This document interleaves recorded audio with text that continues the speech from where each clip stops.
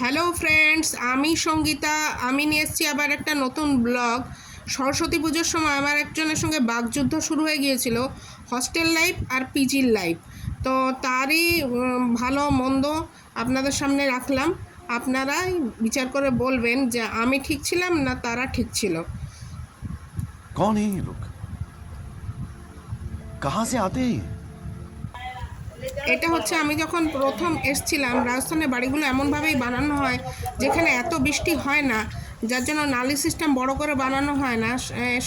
এবারের মানে প্রচণ্ড বৃষ্টিতে নালি দিয়ে জল যেতে পারেনি। আমাদের ব্যালকনিটা পুরো জল ভর্তি হয়ে গিয়েছিল। এমনকি আমাদের ঘরের মধ্যে, আমাদের পরপর যে 3টে ঘর আছে, দেখুন কিভাবে জল ঢুকে গেছে। ওই ছেলেটি মগ দিয়ে জল কাচিয়ে বের করছে, আর আমার ছেলে এই টেনে টেনে জলটা সরানোর চেষ্টা করছে। আর এই ছেলেটি বোম্বের ছেলে খুব মজাদার কথা বলছিল যে আমি মানে যেখানে চাকরি করি সেখানে এত মেহনত করি না যতটা আজকে আমার করতে হচ্ছে। এই দেখুন শয়তানি করে কী করছে, দেখুন পুরো যা বাইরে জল ফেলার নাম করে এই লোকটাকে সে মানে পুরো ভিজিয়ে দিলেনি। গুজরাটি, পরবর্তীকালে তখন অত আলাপ হয়নি, পরে এখন আমার সঙ্গে ভালোই কথাবার্তা চলে। আর এই বোম্বের ছেলেটি চলে গিয়েছে এখান থেকে, কিন্তু এনাদের বয়সের পার্থক্য আছে, কিন্তু এদের সঙ্গে বন্ধুত্ব খুব ছিল। আর এই হচ্ছে হস্টেলের খাবার। আমার ছেলে একদিনই খেতে গিয়েছিল, তো একটা রেকর্ড করে নিয়ে এসেছে, ওর বন্ধু মুস্তাকিন করে দিয়েছিল। তুই প্রথম দিন খাচ্ছিস আমাদের এখানে, দেখ। আর আমিও খাচ্ছি, তো সে তারই একটা ছবি ওরা দিয়েছে। হসপিটালের খাবার সবসময় এই মানে এর যে কী যে যন্ত্রণাদায়ক, যারা খায় তারা জানে। রুটিগুলো তো দেখলেন কীরকম অবস্থা, আর খাবারও মানে গুণগত মান খুবই খারাপ। শুধু যে এখানকার বলে না, আমার ননদের ছেলেও রুটকিতে পড়তো, সেও বলেছিল যে মাইমা, যদি পয়সা দিয়ে খাও তাহলে জীবনে কোনো সমস্যা নেই হোস্টেলের খাবারের, না হলে হোস্টেলের খাবার কোথাওই কোনো আইআইটি বলুন আর ইউএম বলুন, সব জায়গারই অবস্থা এক হাল। এবারে আমার ছেলেকে আমি বলি, আপনা হাত জগন্নাথ।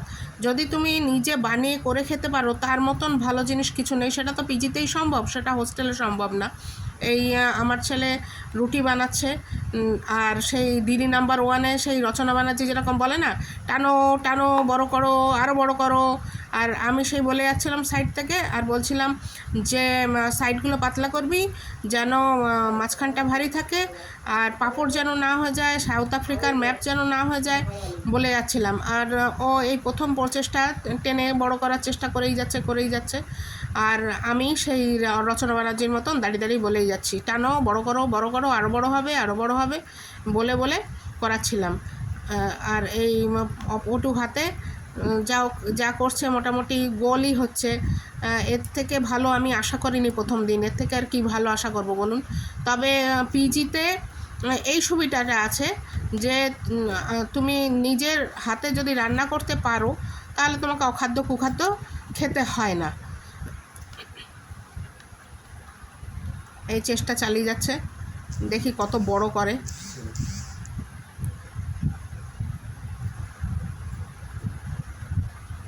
আমি বলছিলাম ঘুরবে এটা, কিন্তু প্রথম দিন তো মানে রুটিটা ঘোরা সম্ভব হয়নি। এই হয়ে গেছে, আমার হাতে দিল। এবারে খুব উৎসাহ হয়ে দাঁড়িয়েছিল যে এটা আদপেও ফুলবে কি ফুলবে না। আমিও একটুখানি, প্রথম ছেলে বানিয়েছে, আমিও দেখছিলাম যে যদি ভালো হয় তাহলে তো উৎসাহ পাবে, আর উৎসাহ পেলে তবেই তো পরবর্তীকালে আবার এগিয়ে আসবে। আর যদি পাপড় হয়ে যায় তাহলে তো আর করতে চাইবে না। তো যথাসম্ভব এটাকে সেকে গরম করে সুন্দর করে করার চেষ্টা করছিলাম যে যাতে ফোলে। এই চেষ্টা চালিয়ে যাচ্ছে আমিও আমার মতন করে, যাতে পাশেরগুলো কাঁচা না থাকে। ঠিকঠাকই হয়েছে, কোনো সমস্যা মনে হচ্ছে হবে না। এরপর চেষ্টা করে মাঝখানটা আবার একটু চেপে দিলাম যাতে মাঝখানটা যেন কাঁচা না থাকে। এবারে নামিয়ে এটাকে সেঁকবো, দেখি পরীক্ষায় পাশ করলো কি না। দেখুন আপনারাও, এই দেখুন পুরো একদম ফুলে গেছে। এবারে আমার পুত্র চিল্লি উঠছে সাকসেস। আর ওই সেই অক্ষয় খান্নার অ্যাডভার্টাইজের মতন চালের, যে প্রথমে লুচি বানাও, রুটি বানাও, চাল বানাও, তারপরে এই ডিমের, এটা তো হোস্টেলেই হয় না, ডিম বানাও, বিরিয়ানি বানাও, একবার শুধু শিখে যাও। আর এটা হচ্ছে লাইট না থাকার যন্ত্রণা। রাজস্থানে ভীষণ কারেন্ট অফ হয়, জেনারেটর 7 ঘন্টা 8 ঘন্টা টানতে পারে না, এই মোমবাতিই ভরসা আমাদের পিজিতে। কিন্তু এটা দেখুন, হস্টেলে ওদের নিজস্ব কারেন্টের সাপ্লাই যাতে থাকে সেজন্য মেশিন আছে, কোনো সমস্যা নেই।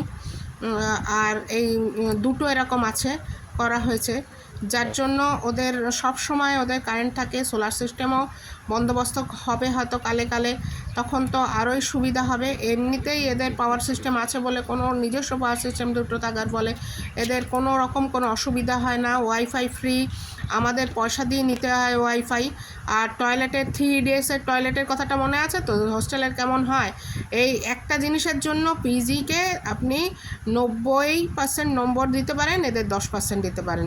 আর এই হচ্ছে মাঝরাত্রিরে সিলিন্ডার ফুরিয়ে গেছে, আমার ছেলে টেনে টেনে সিলিন্ডারটাকে উপরে তুলছে, প্রায় 8 কেজি ওজনের সিলিন্ডার, জীবনে কোনো দিন করেনি, করতে হলো।